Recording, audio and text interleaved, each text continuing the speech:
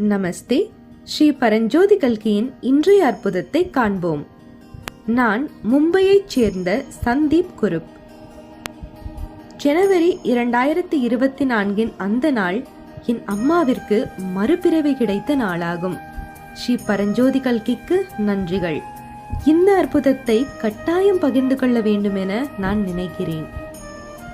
தோம்பிவளியில் உள்ள எங்கள் வாடகை குடியிருப்பில் மற்ற நாட்களைப் போலவே அந்த நாளும் தொடங்கியது.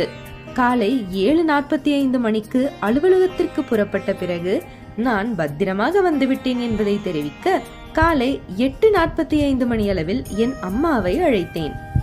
எனக்கு தெரியாது 1 மணி நேரத்திற்குள் என் அம்மாவின் வாட்ஸ்அப் எண்ணிலிருந்து எனக்கு ஒரு அழைப்பு வரும். அவர் தான் யாரென்றே உணராத மாதிரி ஏதேதோ உளறுவார் என்று. அவர் மூலம் வேறு யாரோ தொடர்பு கொள்வது போல நான் உணர்ந்தேன். அந்த உணர்வு என்னை உடனே வீட்டிற்கு விரையும்படி வற்புறுத்தியது. வீட்டிற்கு விரைந்த நான் நிலைமை பற்றி அருகில் வசிக்கும் என் சகோதரனிடமும் தெரிவித்தேன். வீட்டிற்கு வந்தவுடன் என் அம்மாவின் சர்க்கரை அளவு 45 குறைந்தது. இரத்த அழுத்தமோ 210 உயர்ந்திருந்ததை கண்டுபிடித்தோம்.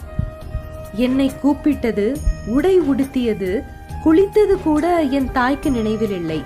விரைவாக நாங்கள் அவருக்கு சர்க்கரை மற்றும் ஊட்டச்சத்தை அளித்துவிட்டு நான் ஸ்ரீ பரஞ்சோதி கல்கியிடம் பிரார்த்தனை செய்ய துவங்கினேன்.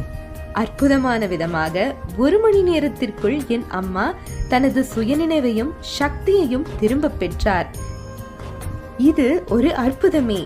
ஸ்ரீ பரஞ்சோதி கல்கி எனது தாயை என் எண்ணை டயல் செய்ய வைத்து நாங்கள் வரும் வரை எங்கள் தாய்க்கு துணை இருந்திருக்கின்றார். அந்த அழைப்பு மற்றும் வீட்டில் தெய்வீக இருப்பு இல்லாவிட்டால் நான் என் தாயை இழக்க நேர்ந்திருக்கலாம். ஸ்ரீ பரஞ்சோதி கல்கி அவர்களின் நிரந்தர பாதுகாப்பிற்காக எனது மனமார்ந்த நன்றியை தெரிவித்துக் கொள்கிறேன்.